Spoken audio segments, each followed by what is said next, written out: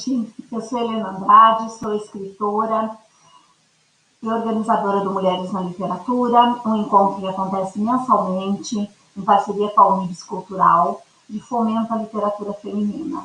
Porém, nesta semana, nós estamos exaltando a literatura em comemoração ao Dia do Escritor. Então, nós estamos tendo a Semana do Literatura em Foco.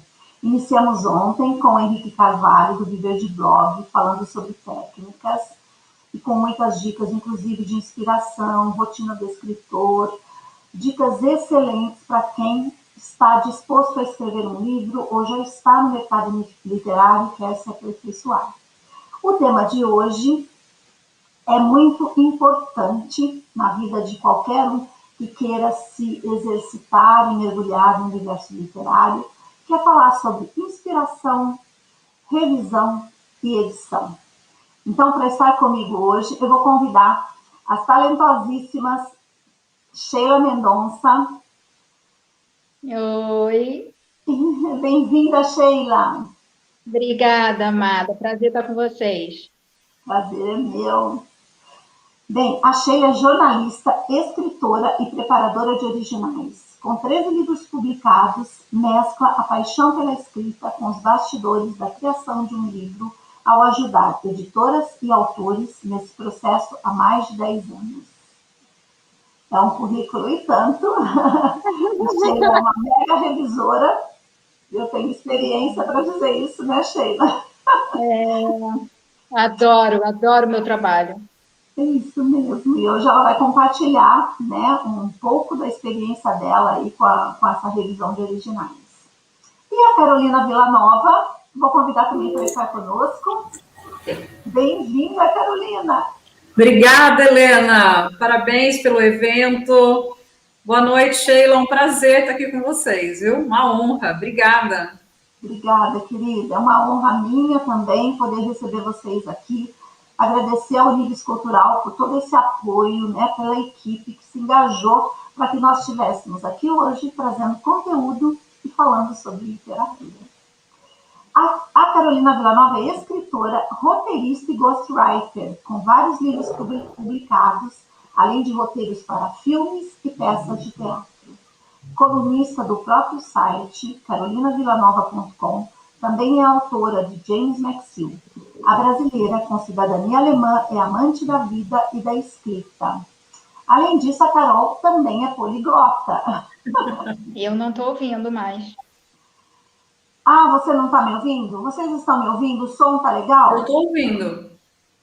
Acho que a conexão, Sheila, dá uma avaliada, então, para ver se você consegue ouvir. Ó, vou dar uma sugestão. Você pode sair e retornar na plataforma, porque às vezes volta com uma conexão melhor para você conseguir ouvir.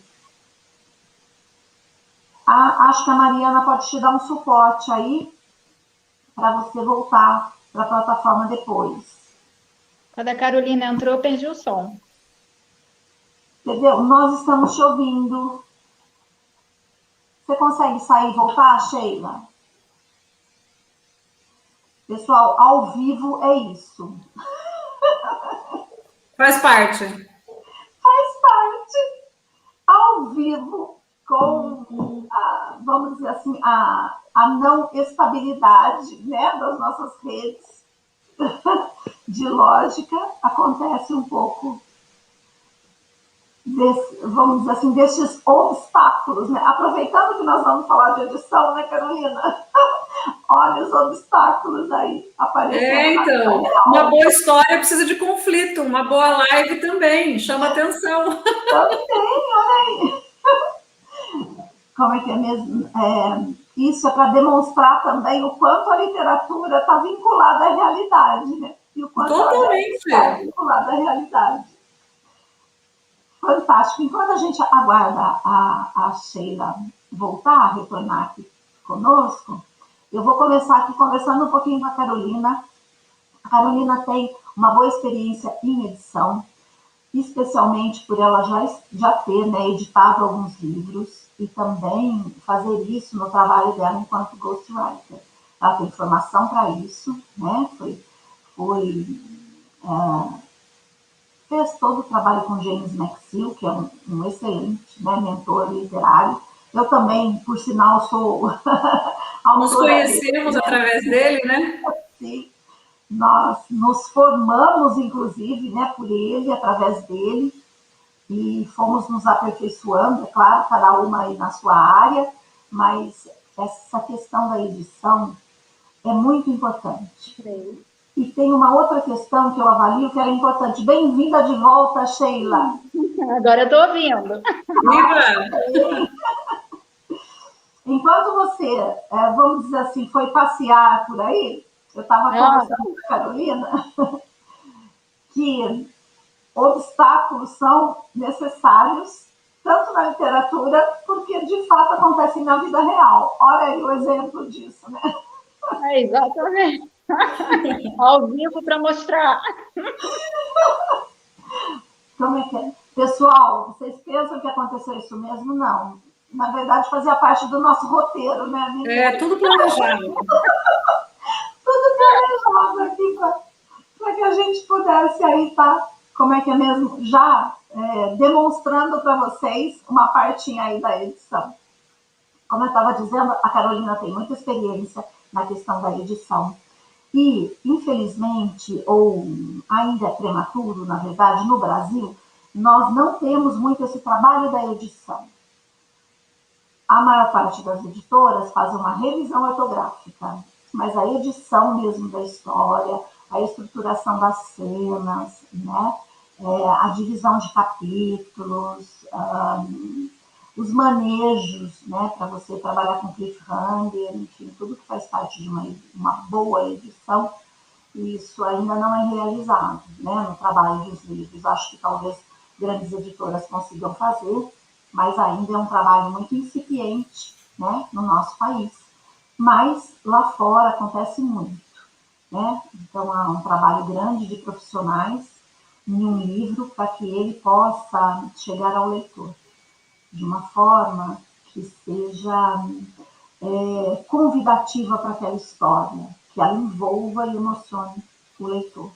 Então, eu vou já partir aqui para a Carolina na edição, e aí a gente vai intercalando aí com a Sheila na revisão, e depois eu também quero falar um pouquinho da questão da inspiração, que são os nossos 3 temas aí do nosso encontro de hoje. Quem estiver nos assistindo nas redes, pode mandar suas perguntas, seus questionamentos para a Sheila, para a Carolina, para mim, e a gente está super disponível aí para tirar dúvidas, e se quiserem trazer também contribuições, serão super bem-vindas. Então, o pessoal aí que está na rede social da Unides, fiquem à vontade. Carolina, vamos lá.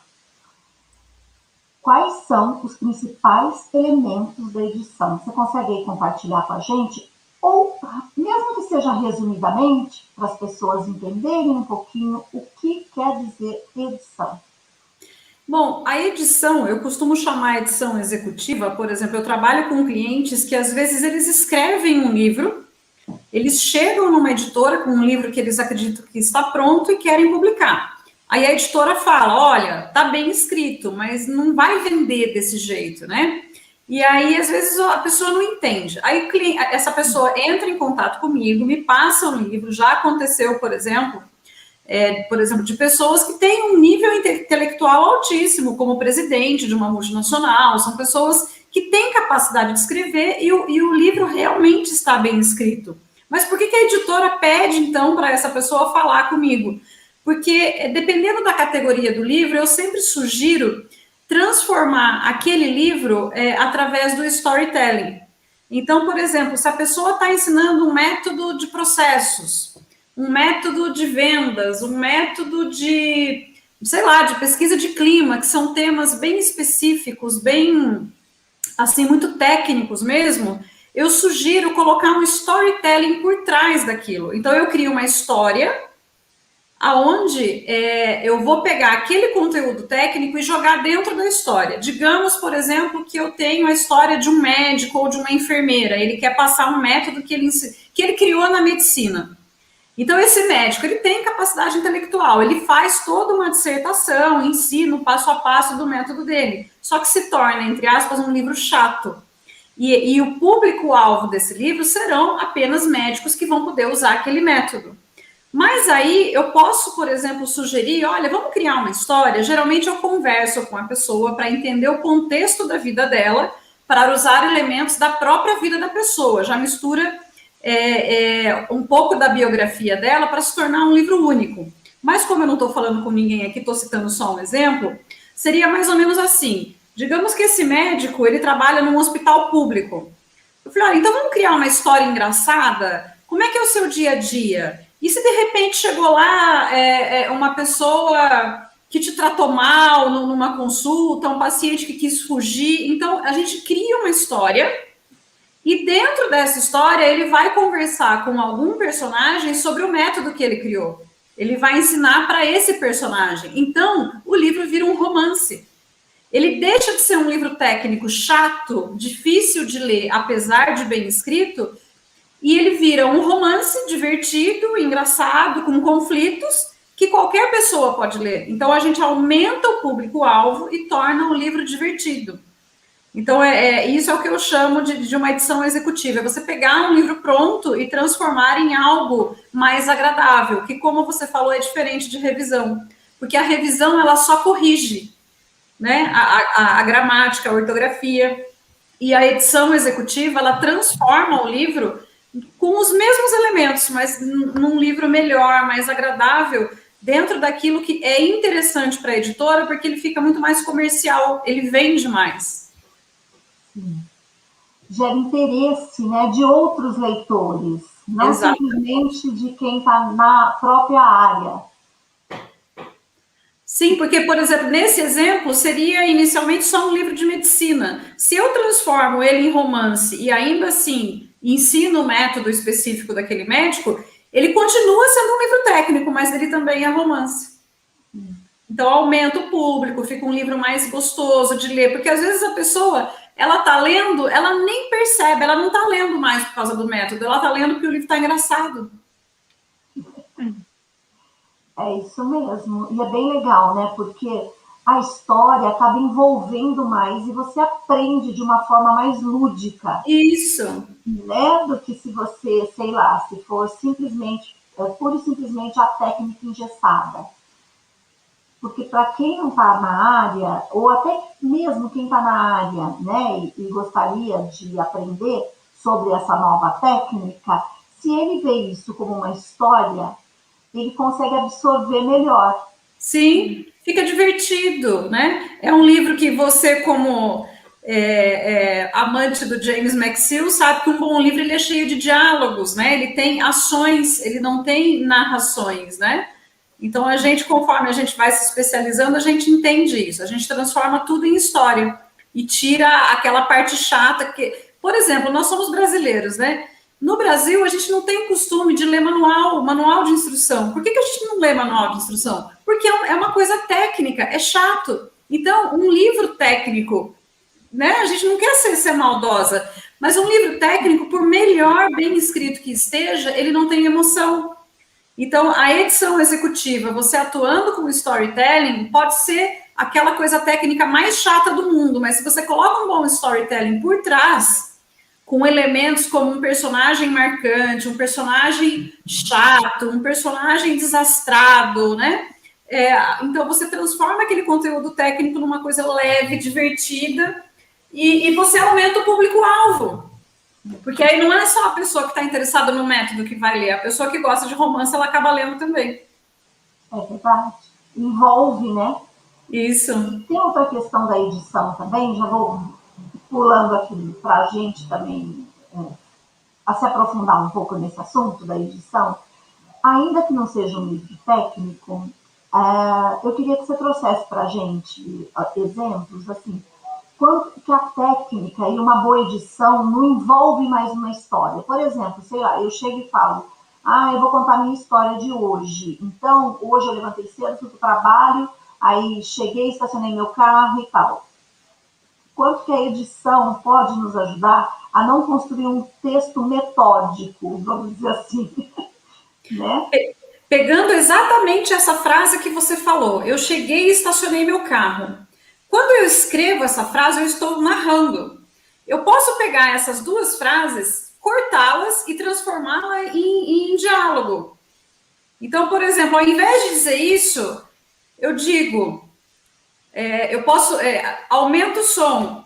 Ai, meu Deus, vai bater! Ai, meu Deus, freiei, quase que eu atropelo o menino. Filho da mãe, atravessou a rua sem avisar. Então, eu tirei a narrativa e coloquei a ação. Eu nem disse que eu estou dirigindo um carro, mas ficou óbvio.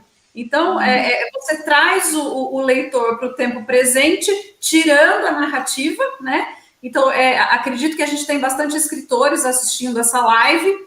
É muito importante, porque assim, se você me permite aqui um adendo, né? Quando a gente começa a escrever, eu acho que muito escritor começa com um artigo, textos dissertativos, e por mais que a gente escreva muito bem um texto dissertativo, né? Que são, digamos, aquilo parecido com as redações do Enem, aquilo que a gente faz na escola, na faculdade, isso não significa que você vai escrever um bom livro. Para escrever um bom livro, você tem que ter técnicas de romance, técnicas literárias, inclusive para se entrar numa boa editora depois. Uma informação que eu acho interessante colocar, Helena, porque que ainda não existe no Brasil, é o seguinte: no Brasil, não existe uma faculdade para se tornar escritor. Nos Estados Unidos, quem quer ser escritor tem que ir para uma universidade e se formar. Tem uma série muito famosa na Netflix que chama You, Você, que tem um rapazinho lá que é psicopata, fez muito sucesso. E quem assistiu essa série lembrar, a moça, uma loira muito bonita lá, ela ia todo dia na faculdade porque ela fazia curso para ser escritora. Então, o fato dos escritores aí amadores que estão assistindo a gente, é importante se profissionalizar. O fato da gente escrever um texto dissertativo muito bom não significa que a gente esteja apto a escrever um romance. Então, a Helena falou agora de uma coisa muito importante, que é cena. Quando a gente pega um livro e a gente vê assim, nossa, aqui tem uma linha, por que pulou uma linha? Para quem não sabe, cada vez que o livro ele pulou uma linha, é porque mudou de cena. Aí você pergunta, nossa, mas o que é mudar de cena, né? Eu acho que não vale a pena explicar aqui, porque é uma coisa muito técnica, não vamos estragar a live, mas é importante que quem quer escrever um bom livro, quem quer escrever um romance, né? Quem quer escrever uma boa história, a pessoa ela tem que entender de estrutura, de trajetória do herói, e a estrutura, ela tem a macroestrutura, que é você entender o livro todo. Qual é o começo desse livro? Qual é o meio, qual é o conflito e qual é o fim, a solução. Só que dentro desse livro, digamos, você pode ter, em uma página, você pode ter 3 cenas, ou pode ter 10 não dá, né? Mas assim, todo livro ele é dividido em cenas, então você pode ter um livro com 50 cenas. Então você tem uma macroestrutura, que é uma só, que é parecido com aquilo que a gente vê na sinopse do livro, mas dentro do livro você tem várias microestruturas, que é por cena. E isso faz toda a diferença, Helena. A gente que estudou, né, a gente que apanhou para aprender isso, sabe que não é fácil, mas vale a pena. Por quê? A partir do momento que você consegue escrever um livro todo estruturado, isso eu acho muito interessante dizer, digamos, eu que trabalho com cliente, né, o cliente vem e encomenda um livro para mim. Se ele quiser alterar o livro lá no começo, mas eu me arrependi, esqueci uma coisa. Quando você tem um livro estruturado, você consegue facilmente modificar. Se você não tem um livro cenificado, você não consegue, você tem que reescrever ele inteiro, né? E um livro que tem essas cenas, essas estruturas, é aquele livro que você chega uma sexta-feira à noite, você começa a ler, domingo à tarde você tá chateado, puto, porque o livro acabou. Por quê? Porque é um livro que ele flui, você nem sabe por quê. Mas aquele livro que você lê em um fim de semana, você pode ter certeza que é um livro que tem estrutura, que tem as cenas que a Helena falou. Agora, tem livro que você pega, você começa a ler lá no sofá, foi no banheiro, nunca mais volta para o livro, você pode ter certeza que é um livro que está todo narrativo, não tem estrutura, não tem essa cenificação. Então, assim, ele não segura você. Um livro que é feito por um escritor, que tem técnicas literárias, né, editoriais, e aí também tem já a experiência do comercial, o livro ele tem outra pegada. O leitor, às vezes, ele não sabe por quê, mas ele sabe, esse livro aqui eu li em 2 dias e fiquei bravo porque acabou. esse aqui eu não consegui terminar de ler. É essa a diferença. É isso mesmo, Carol. Então, esses esclarecimentos aí da Carolina, eu acho que assim as pessoas vão pegando, né? Porque é muito importante para escrever uma boa história. Não é simplesmente sentar e, vou escrever um livro, ok. Mas escrever um livro quando é para mim é uma coisa. Quando eu escrevo uma história para o outro, né? Ele tem que estar, vamos dizer assim, convidativo para o outro. Agora eu vou emendar aqui com a Sheila nas revisões, porque também, Carolina, assim como eu avalio que muitos escritores têm dificuldade, né, de absorver essa questão da edição, do aprendizado, né, de você se profissionalizar, também tem a questão da revisão. Na revisão, não é simplesmente você corrigir se o A tem crase ou não tem crase. Não é que a gente precisa virar um especialista em português, né? Não precisamos fazer doutorado em linguística, mas você entender o significado daquela palavra, qual foi o contexto que você colocou, né, ela na sua história, isso é tão importante. Sheila, eu queria que você compartilhasse aí conosco quais os principais erros de ortografia dos escritores iniciantes ou das dificuldades que você vê em boa parte dos originais. Olha, eu amei a Carolina ter começado, porque ela mostrou a importância, duas importâncias. Entender que livro é produto, a gente precisa do comercial, e entender que a gente precisa estudar, se preparar, né? Para quem tem o dom, escrever é a parte mais fácil de todas. E ser escritor não é só escrever. Olha quanta coisa a Carolina falou, né? A gente precisa estar sempre estudando. Então, eu percebo muita preguiça nos escritores com a base que é o português. Como que uma pessoa vai trabalhar com matemática se não souber matemática? A mesma coisa somos nós, não é? É algo tão, tão óbvio, tão primário, e as pessoas não sabem conjugar um verbo, confunde terceira pessoa com a primeira pessoa. Ela assiste com i, como se fosse eu assistir, sabe? São erros tão... E olha, não é só escritor que está começando, não. Tem muito escritor que está no mercado há muitos anos, com muitos livros, e que erram muito essas coisinhas. Por exemplo, traz, do verbo trazer, confundir a grafia com traz, de atrás. Conjugação, como eu falei, nossa, quer falar, eu me inscrevi num curso, aí fala, eu me escrevi num curso. Então, assim, são coisinhas, eu tenho uma forma de trabalhar, a Helena conhece, é muito didática, então eu explico absolutamente tudo, por mais besta que seja. Por mais besta que seja, eu estou lá explicando. Quando o texto volta, Sheila, quando o texto volta, é um aprendizado, né? É uma cartinha de conhecimento que a gente vai absorvendo. Porque essa autor, sabe? Porque o livro, a obra não é minha, né?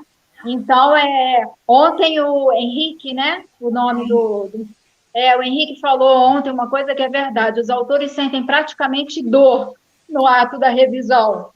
Sim. Então, não é? Você falar a necessidade de suprimir algo no texto é uma coisa que é uma ação que gera muita dor nos autores. Então, baseado nisso, que eu explico por que tirar, por que acrescentar, por que reescrever. Eu faço a revisão junto com o Copydesk.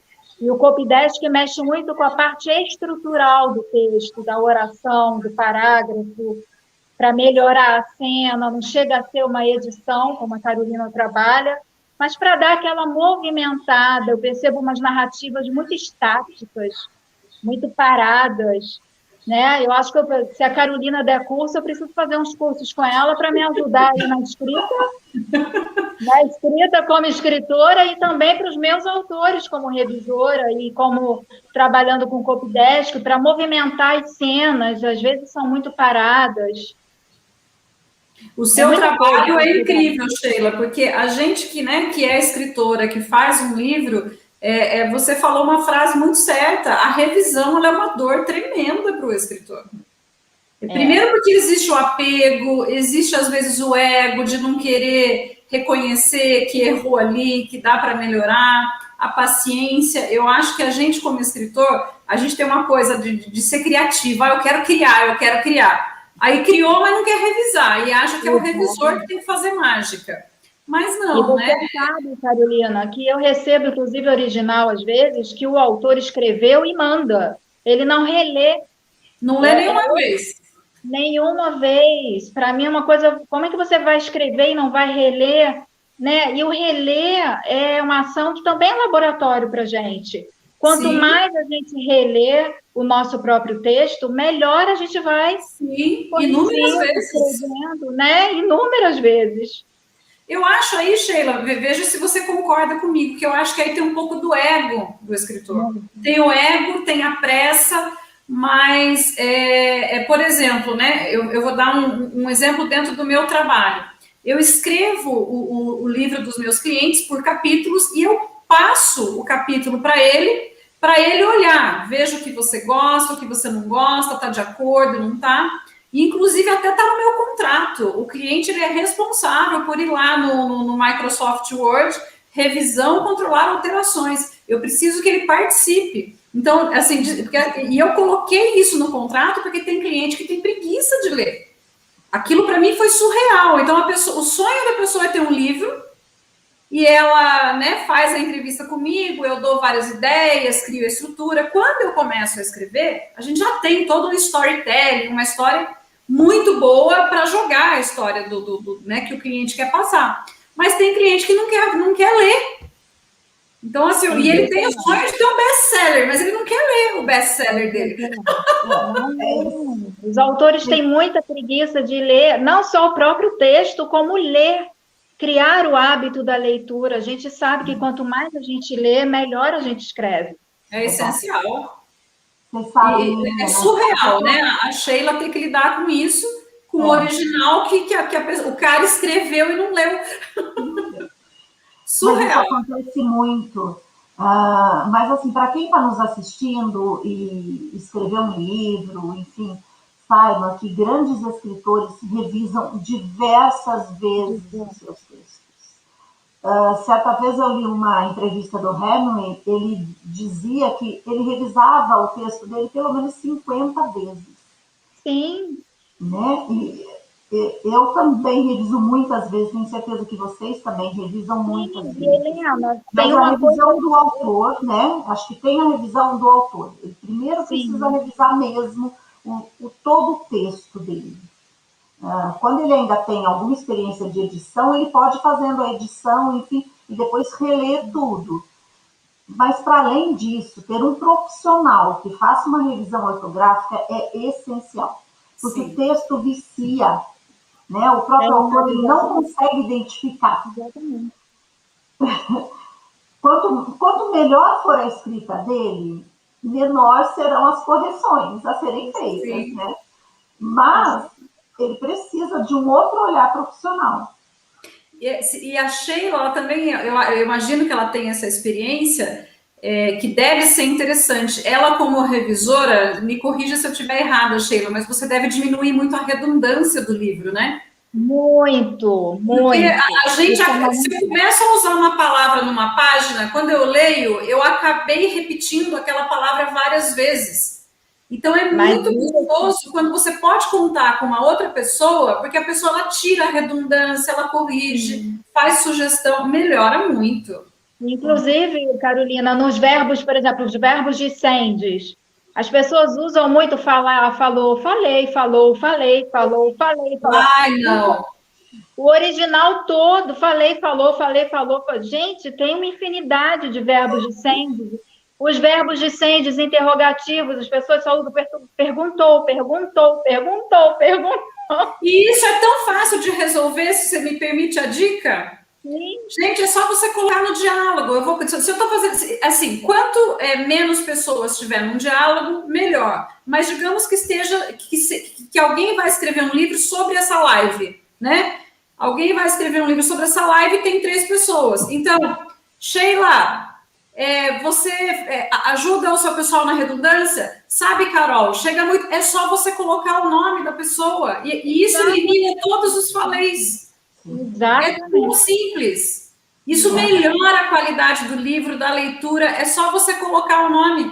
E aí, mas vai ficar chato porque vai ficar repetindo o nome. Então, você cria... Claro que quando é um diálogo ping-pong, ou seja, só tem eu e você, não precisa disso. tanto. Mas se tem mais gente, você resolve nisso. Nem precisa dos verbos. É uma coisinha super simples e você melhora a qualidade do livro e fica muito mais leve para quem está lendo. E dá movimento, que é uma coisa que eu sinto muita falta. Fica aquela coisa parada, precisa de movimento. Por exemplo, quando eu faço diálogo, né, que são 2 homens, por exemplo, e está muito repetido, cara, você não sabe, meu irmão, velho, e daí então assim, você... Então, em um diálogo, você coloca o nome do indivíduo e no outro, cara, você não acredita, meu irmão. Então, assim, além de ficar uma coisa coloquial que a gente usa hoje em dia, você tira o falei, falou. Ninguém merece, né, hoje em dia. E também a solução não é partir para os sinônimos, né, Helena? Porque o sinônimo também é mais do mesmo. Não. Tem uma hora que ele é mais do mesmo. O que é muito interessante, quando você aprende a fazer edição, é que você também consegue perceber as repetições de palavras no texto, né? Porque daí você tem a possibilidade de reescrever. E aí, eu acho que eu vou trazer uma dica também para quem está escrevendo, já tem um texto pronto ou depois de escrito, consulta seu texto pelas palavras. O Word faz isso com tranquilidade. Então, quantos mas eu coloquei? Tudo é mas? Mas. Não precisa o mesmo do mas. Qual é o significado dele? E aí você olha para aquilo e fala, não, isso aqui não cabe. Daí você vai construindo um texto muito mais palatável para o seu leitor, muito mais gostoso, né? Não fica cansativo, né? Aquela coisa que você vai lendo, você fala, nossa, estou cansada já do falou, né? Mas para tudo isso... Mas, Helena, para tudo isso que a gente está conversando aqui, é preciso que o autor entenda que aquilo ali é um trabalho, ele não pode ter preguiça. Ai, não, eu tenho preguiça de ler meu livro. Não, eu sei qual é a história, foi eu que inventei. Não pode. Eu sou muito bom, né? Eu já sei que está muito bom. Aí eu imagino que a Sheila faça um pouco o papel de psicóloga, né? Porque aí é muito ego. E se me permite, eu gostaria de dizer uma coisa, né? Uma vez eu vi o dono de uma editora numa live, a Helena acho que sabe quem é, não vamos fazer propaganda, mas é uma editora que está sempre aí na Publish News como uma das melhores. E numa live que ele estava fazendo, estava falando de escrever livro, porque hoje o que acontece? Todo mundo quer escrever um livro, porque isso está trazendo muita visibilidade, credibilidade. A pessoa escreve livro e isso ajuda ela como palestrante, como uma pessoa que vai vender um curso online, etc., né? Hoje é como se fosse o básico para grandes profissionais.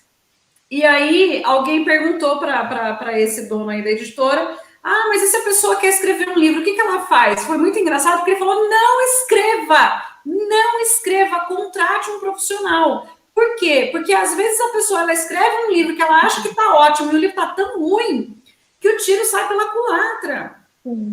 Então, assim, que é o que eu acredito que a Sheila trabalha muito, que é muito ego. Às vezes você pega, né, voltar ao exemplo, o presidente de uma multinacional. É claro que um diretor, um presidente de uma multinacional, um executivo, uma pessoa, ela é inteligentíssima, mas isso não significa que ela seja escritora profissional.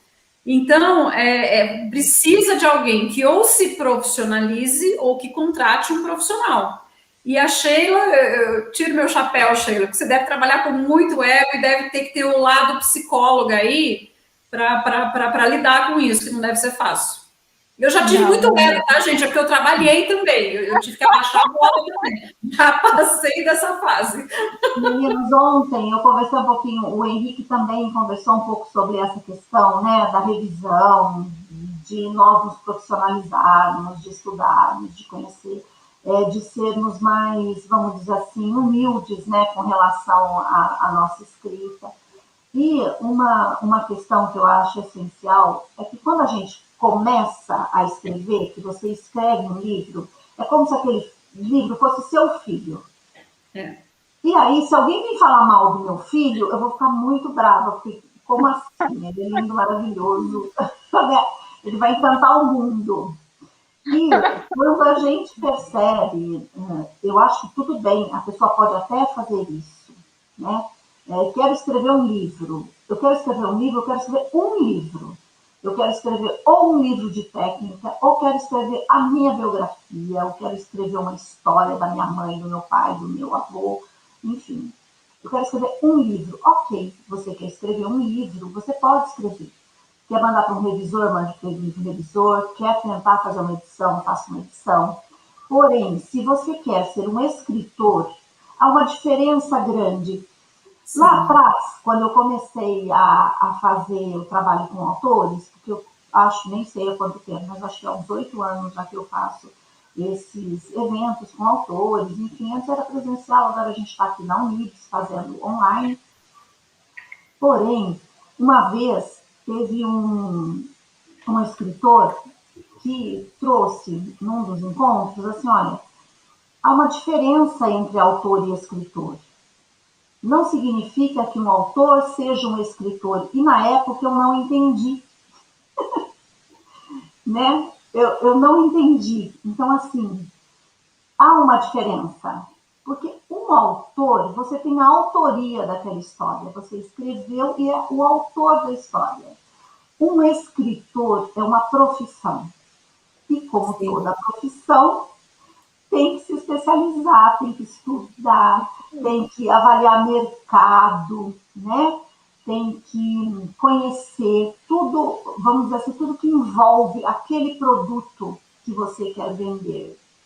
Então, necessariamente, acho que essa é uma grande diferença. Ah, eu quero escrever uma história, isso que vocês estão falando aí está muito difícil, enfim, eu não quero fazer tudo isso. Ok, a pessoa também pode, né? Porque, assim, há várias formas de publicação hoje em dia, né? Pode publicar no Wattpad, pode publicar na Amazon. Veja bem, tem materiais de qualidade altíssima na Amazon, não é isso que eu estou dizendo. Mas pode ir lá e publicar, pode fazer uma produção independente aí, né? Faz uma edição, convida os amigos, enfim. É um sonho, é um sonho. Vai ser legal? Vai ser legal, né? Mas isso não quer dizer que você seja um escritor. Um escritor é um profissional da escrita. Então, ele vai mesmo, ele vai ter que revisar, vai ter que ler 50 vezes a história dele, vai ter que ouvir, né, o que o revisor vai trazer de volta. Porque... E outra questão também que eu acho essencial é que a gente consiga nos abrir para receber aquela informação como uma possibilidade de crescimento. Isso aí.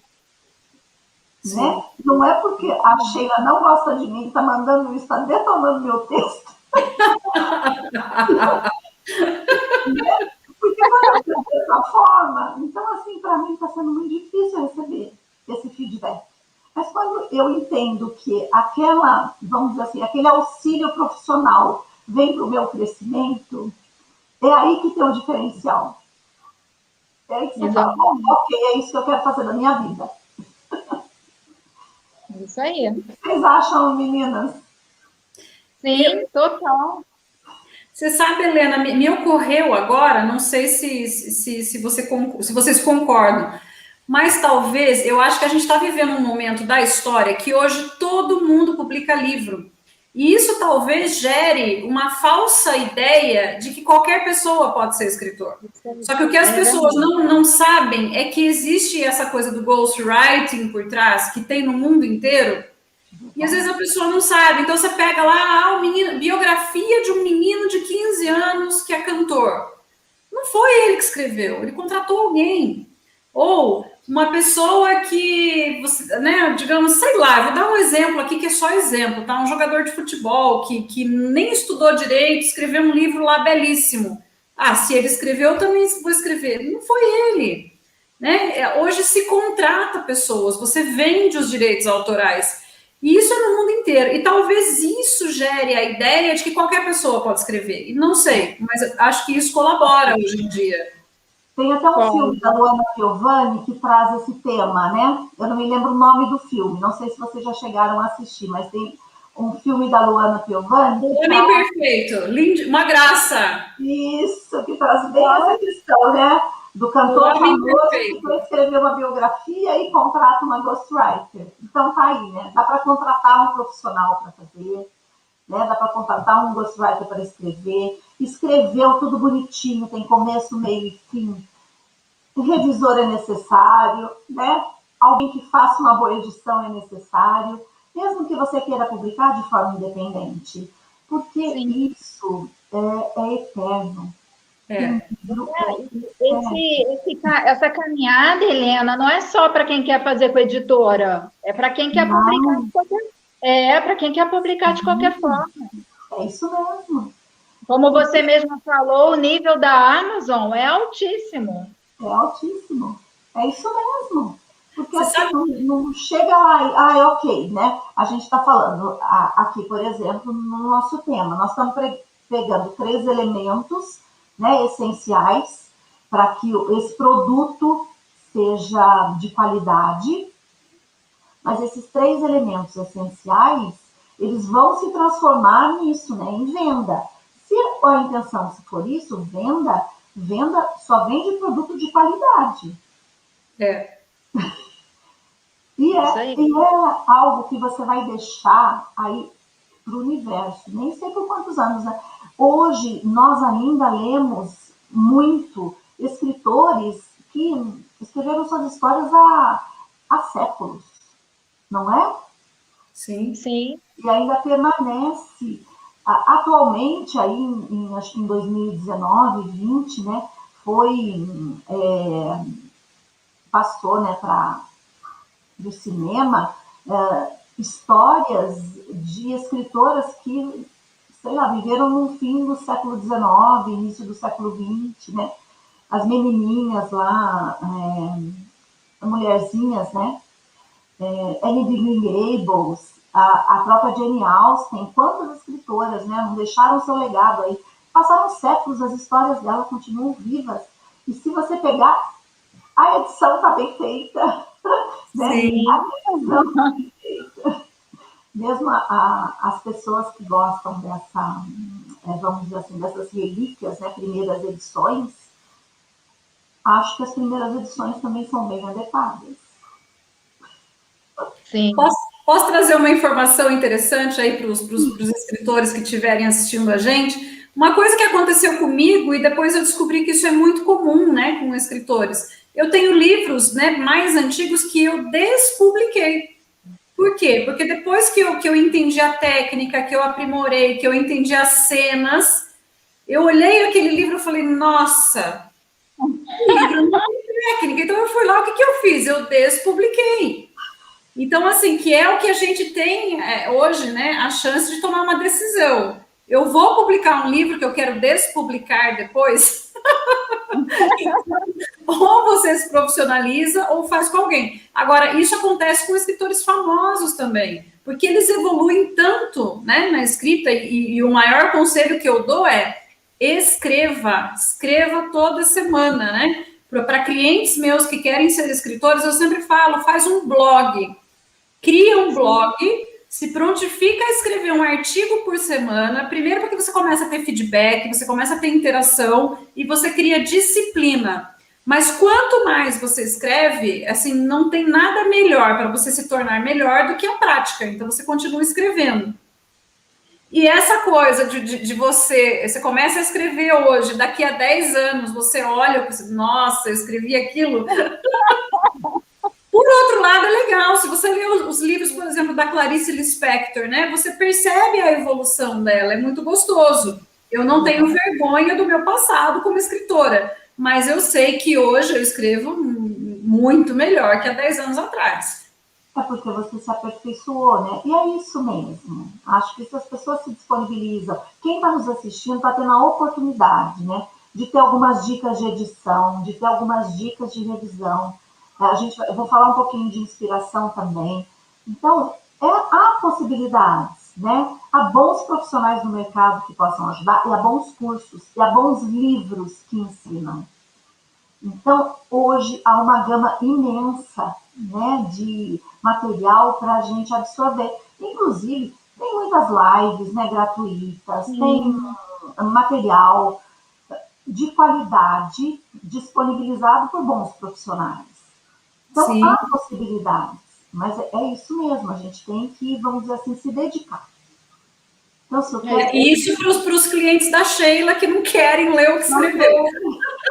Também serve para eles. Para os clientes da Sheila, para que a gente possa ter mais escritores e também mais leitores. O Brasil Sim. precisa de mais leitores. E trazer boas histórias é o que nos estimula a ler, não é? É. Se é uma história maçante, você fala, nossa, não quero, deixa de lado. Não é assim? Tem uma pergunta aqui do Will. Bem-vindo, Will.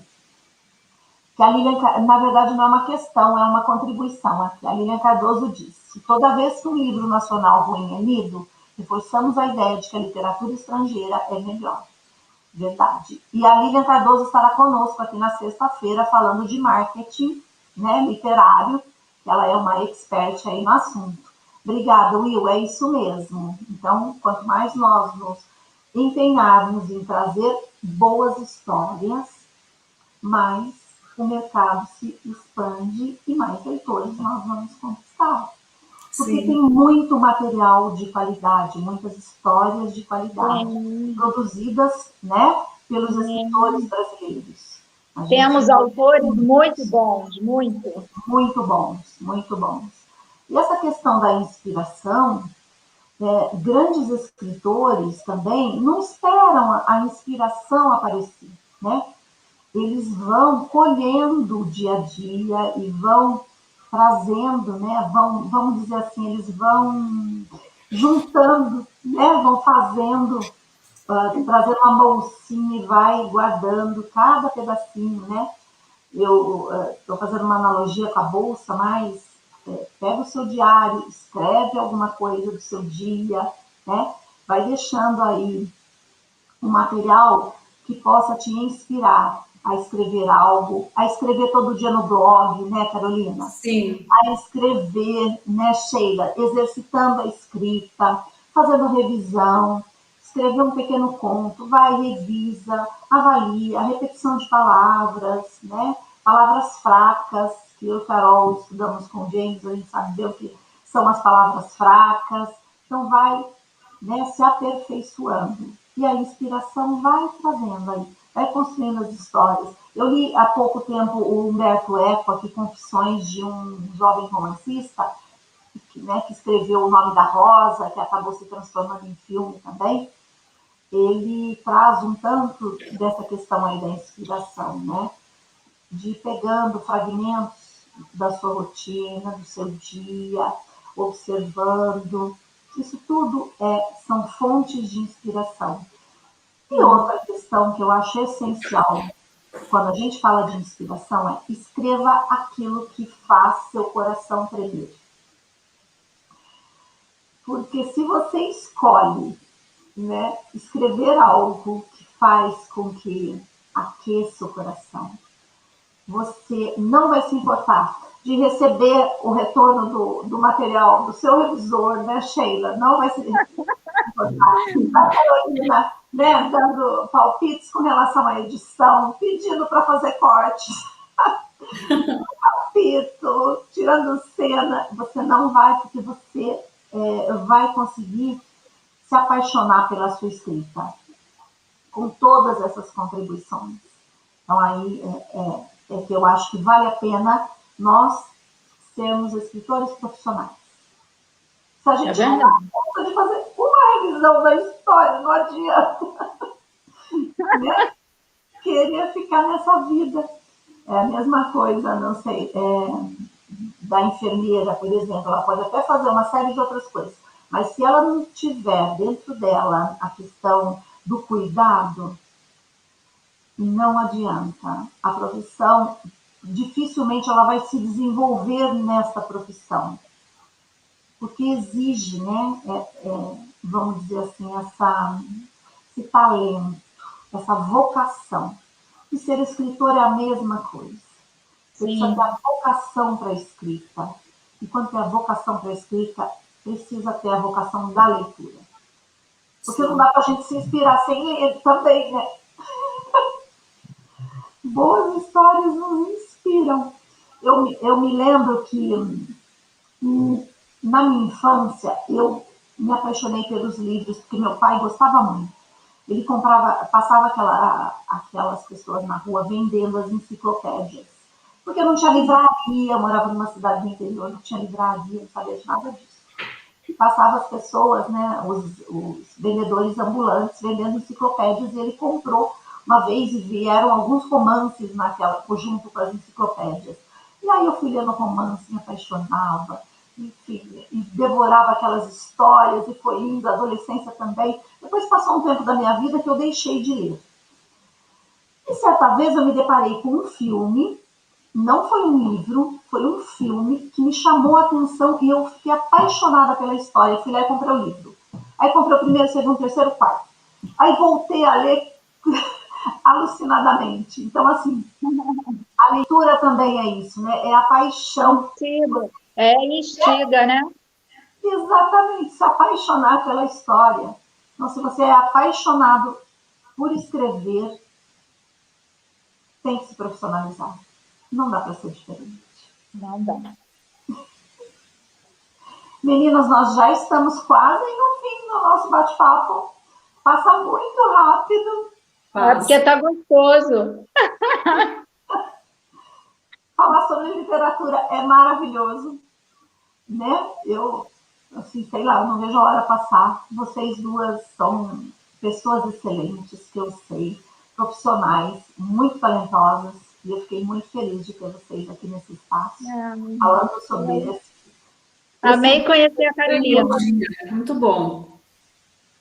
Se vocês se conhecerem, né? Acho que não se conheciam, né, Carolina? A gente se conheceu aqui, a gente até trocou algumas mensagens no Facebook. Mas adorei o sotaque da Sheila, que eu acho que é carioca. Adorei. Carioca. Muito gostosa, adorei as histórias. Admiro o seu trabalho, porque realmente isso aí é o tendão de Aquiles de todo escritor, né? Obrigada. Se bem que tem escritor que começa um problema na inspiração, mas eu acho que revisão é um problema que acomete, né? Está nos pesadelos aí de todo escritor, e é muito bom quando a gente pode contar com um revisor que faz esse trabalho que a Helena falou, né? Diminuir redundância, vai lá no localizar, no Word, procura quantos mas tem. Isso aí é sensacional. Exatamente, porque agrega muito, porque não é simplesmente uma revisão ortográfica, né? É um ensinamento. Sim. Isso é importante. Mas eu imagino que a Sheila também deva lidar com isso, porque tem autor que não vai aceitar o ensinamento. Ele se sente ofendido. Muito. Tem muito. Então, autores que estão assistindo aí, olha, fica a dica. Ouça os bons profissionais. As críticas construtivas, a gente precisa sempre, né, avaliar a crítica, né? Porque tem crítica, na verdade, que vem mesmo para te depreciar, mas tem críticas que vêm para te fortalecer, né, e ampliar seu conhecimento.